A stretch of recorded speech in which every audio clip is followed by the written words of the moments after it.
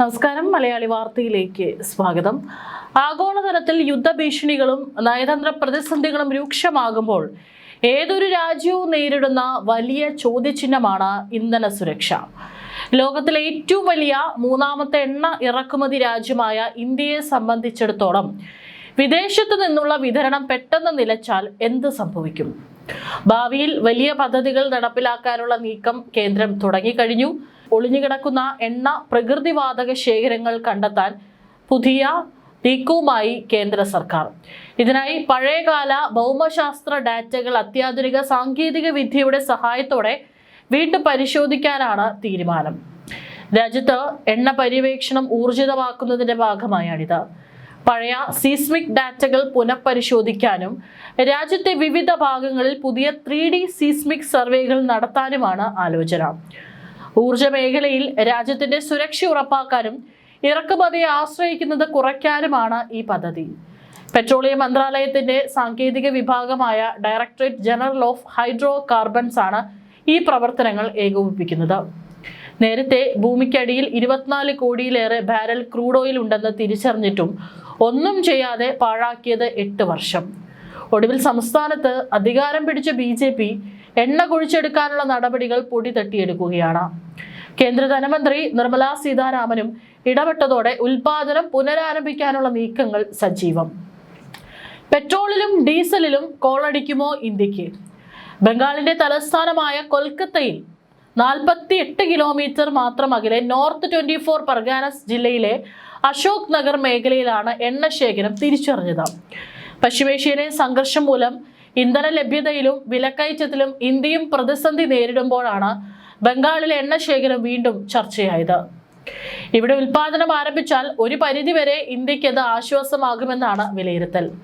2018 പൊതുമേഖലാ എണ്ണ ഉൽപാദന കമ്പനിയായ oil and natural gas corporation ഇവിടെ എണ്ണ ശേഖരം കണ്ടെത്തിയത്. മുമ്പും ഇവിടെ ഖനന നടപടികൾ ഏജൻസി നടപ്പിലാക്കിയെങ്കിലും പ്രാദേശിക എതിർപ്പുകളെ തുടർന്ന് നിർത്തിവെച്ചു. സംസ്ഥാനത്ത് BJP അധികാരം പിടിച്ചതോടെ പാർട്ടി MP കൂടിയായ സ്മിക് ഭട്ടാചാര്യ കേന്ദ്ര ധനമന്ത്രി നിർമ്മലാ സീതാരാമനെ കണ്ട് ബംഗാളിന്റെ സാമ്പത്തിക വളർച്ചാ പദ്ധതികളെക്കുറിച്ചും അശോക് നഗർ ഓയിൽ ഫീൽഡിനെ കുറിച്ചും ബോധിപ്പിച്ചു. ഇരുവരുടെയും കൂടിക്കാഴ്ചയിലാണ് അശോക് നഗറിൽ എണ്ണ ഉൽപാദന നടപടികൾ പുനരാരംഭിക്കാമെന്ന ആലോചനയുണ്ടായതെന്നും റിപ്പോർട്ട് ചെയ്യുന്നു.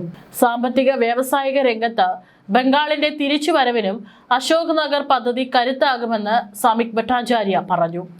മികച്ച ഭൂരിപക്ഷത്തോടെ BJP അധികാരം നേടിയതിനാൽ പ്രാദേശിക എതിർപ്പ് മറികടക്കാനാകുമെന്നാണ് വിലയിരുത്തൽ. ഏജൻസിക്കും ഇത് നേട്ടമാകുമെന്നും കരുതുന്നു. കഴിഞ്ഞ ദിവസം ബംഗാൾ മുഖ്യമന്ത്രി സുവേന്ദു അധികാരി ഡൽഹിയിലെത്തി പ്രധാനമന്ത്രി നരേന്ദ്രമോദിയുമായി കൂടിക്കാഴ്ച നടത്തിയിരുന്നു. കേന്ദ്രത്തിലെയും സംസ്ഥാനത്തെയും NDA സർക്കാരുകൾ സഹകരിച്ചുള്ള ഡബിൾ എഞ്ചിൻ ഗവൺമെന്റ് വഴി ബംഗാളിലും സാമ്പത്തിക വളർച്ച സാധ്യമാക്കാമെന്നാണ് BJP അവകാശപ്പെടുന്നത്. സീസ്മിക് പരിശോധന നടത്താനുള്ള നീക്കവും നടക്കുന്നുണ്ട്. ലളിതമായി പറഞ്ഞാൽ പതിറ്റാണ്ടുകൾ പഴക്കമുള്ള ഭൂഗർഭ വിവരങ്ങൾ ഇന്നത്തെ ആധുനിക ഇമേജ് സങ്കേതങ്ങൾ ഉപയോഗിച്ച് വിദഗ്ധർ വീണ്ടും വിലയിരുത്തും.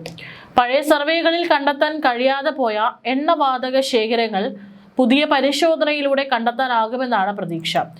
Seismic സർവേകളെ medical സ്കാനിങ്ങിനോട് ഉപമിക്കാം. ശബ്ദതരംഗങ്ങൾ ഭൂമിക്കടിയിലേക്ക് കടത്തിവിട്ട് അവ പ്രതിഫലിച്ചു വരുന്നതിന്റെ അടിസ്ഥാനത്തിലാണ് ഭൂമിക്കടിയിൽ എന്താണെന്ന് മനസ്സിലാക്കുന്നത്. എണ്ണ കമ്പനികൾ എവിടെ കുഴിക്കണമെന്ന് തീരുമാനിക്കുന്നതും ഇത്തരം സർവേകളിലൂടെയാണ്. പഴയ രീതിയിൽ നിന്ന് വ്യത്യസ്തമായി അതിനൂതന കമ്പ്യൂട്ടിംഗ് സംവിധാനങ്ങളും ആധുനിക ഡാറ്റ പ്രോസസ്സിംഗ് ഉപയോഗിക്കുമ്പോൾ കൂടുതൽ വ്യക്തമായ വിവരങ്ങൾ ലഭിക്കുമെന്ന് അധികൃതർ കരുതുന്നു. ഇന്ത്യയുടെ കിഴക്കൻ തീരത്ത് ആയിരക്കണക്കിന് കിലോമീറ്ററുകൾ വ്യാപിച്ചു കിടക്കുന്ന വമ്പൻ സമുദ്ര പരിവേഷണ സർവേ നടത്താൻ സർക്കാർ പദ്ധതിയിടുന്നതായി റിപ്പോർട്ടുണ്ട്. Purnia Mahanadi basin, Krishna Godavari basin, Kaveri basin, Andaman basin എന്നിവിടങ്ങളിലാണ് ഈ വലിയ ഭൗമശാസ്ത്ര സർവേ നടക്കുക. കടലിനടിയിൽ വാണിജ്യാടിസ്ഥാനത്തിൽ എണ്ണയോ പ്രകൃതിവാതകമോ ഉണ്ടോ എന്ന് കണ്ടെത്താൻ പ്രത്യേക സർവേ കമ്പനികളെയാണ് സർക്കാർ ഇതിനായി നിയോഗിക്കുക.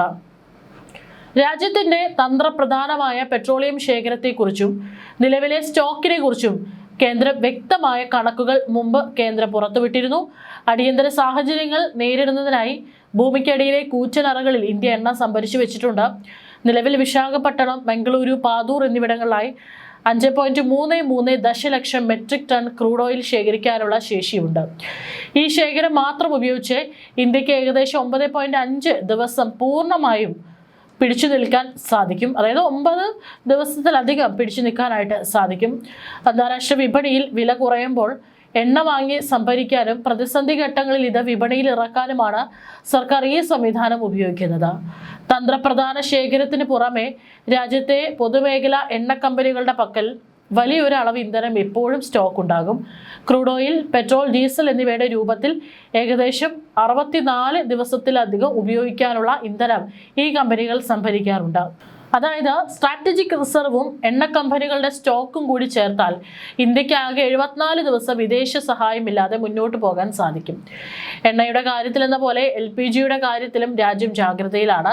രാജ്യത്തെ LPG പ്ലാന്റുകളിലും വിതരണ ശൃംഖലയിലുമായി ഏകദേശം 10 മുതൽ 12 ദിവസം വരെയുള്ള സ്റ്റോക്ക് എപ്പോഴും നിലനിർത്താറുണ്ട്. ഇതിനു പുറമെ ഇറക്കുമതി ചെയ്യുന്ന കപ്പലുകൾ പാതയിൽ ഉണ്ടാകും എന്നതിനാൽ പെട്ടെന്നൊരു ക്ഷാമം ഉണ്ടാവില്ലെന്ന് സർക്കാർ ഉറപ്പ് നൽകുന്നു. രാജ്യത്തിന്റെ ഇന്ധന സുരക്ഷാ ശേഷി 74 ദിവസത്തിൽ നിന്ന് ഉയർത്താൻ സർക്കാർ പുതിയ നീക്കങ്ങൾ തുടങ്ങിയിട്ടുണ്ട്. ഇതിന്റെ ഭാഗമായിട്ടാണ് ഒഡീഷയിലെ ചണ്ഡീഗഡ്, കർണാടകയിലെ പാതൂർ എന്നിവിടങ്ങളിൽ 2ാം ഘട്ട SPR പദ്ധതികൾ നടത്തി വരികയാണ്. അതായത് ഇപ്പോഴും മറ്റു രാജ്യങ്ങളെ ആശ്രയിക്കുന്നത് കുറയ്ക്കാനുള്ള ഭാവി പദ്ധതികളാണ് കേന്ദ്രം തയ്യാറാക്കിക്കൊണ്ടിരിക്കുന്നത്. ഇവ പൂർത്തിയാകുന്നതോടെ ഇന്ത്യയുടെ സംഭരണ ശേഷി ഗണ്യമായി വർദ്ധിക്കും. ഇറക്കുമതിയെ മാത്രം ആശ്രയിക്കാതെ ആഭ്യന്തര ഉൽപാദനം വർദ്ധിപ്പിക്കാനും ജൈവ ഇന്ധനങ്ങളും ഇലക്ട്രിക് വാഹനങ്ങളും പ്രോത്സാഹിപ്പിക്കാനും ഇതിലൂടെ ലക്ഷ്യമിടുന്നു. ചുരുക്കത്തിൽ പശ്ചിമേഷ്യൻ യുദ്ധം പോലെയുള്ള അപ്രതീക്ഷിത സംഭവങ്ങൾ ഉണ്ടായാലും 2 മാസത്തിലധികം വലിയ പ്രതിസന്ധികളില്ലാതെ ഇന്ധന വിതരണം ഉറപ്പാക്കാൻ ഇന്ത്യക്ക് നിലവിൽ സാധിക്കും. എങ്കിലും ഊർജ്ജ സ്വയം പര്യാപ്തത കൈവരിക്കാനുള്ള ദീർഘകാല പദ്ധതികളിലാണ് രാജ്യം ഇപ്പോൾ ശ്രദ്ധ കേന്ദ്രീകരിക്കുന്നത്. രാജ്യത്തിന് ആവശ്യമായ ക്രൂഡ് ഓയിലിന്റെ 85% വിദേശ രാജ്യങ്ങളിൽ നിന്നാണ് ഇന്ത്യ ഇറക്കുമതി ചെയ്യുന്നത്. ആഗോളതലത്തിൽ യുദ്ധങ്ങളോ പ്രതിസന്ധികളോ ഉണ്ടാകുമ്പോൾ ഉണ്ടാകുന്ന വിലക്കയറ്റം വലിയ തിരിച്ചടിയാകാറുണ്ട്. ഈ സാഹചര്യത്തിലാണ് സ്വന്തം രാജ്യത്ത് തന്നെ പര്യവേക്ഷണവും ഉൽപാദനവും വർദ്ധിപ്പിക്കാനുള്ള ശ്രമം. ഭാവിയിൽ കൂടുതൽ ഇടങ്ങളിൽ പര്യവേക്ഷണം നടത്തുന്നതിന് മുന്നോടിയായി ഭൂമിക്കടിയിലെ നിക്ഷേപങ്ങളെക്കുറിച്ച് കൃത്യമായ ധാരണയുണ്ടാക്കാനാണ് സർക്കാർ ഇപ്പോൾ ശ്രമിക്കുന്നത്.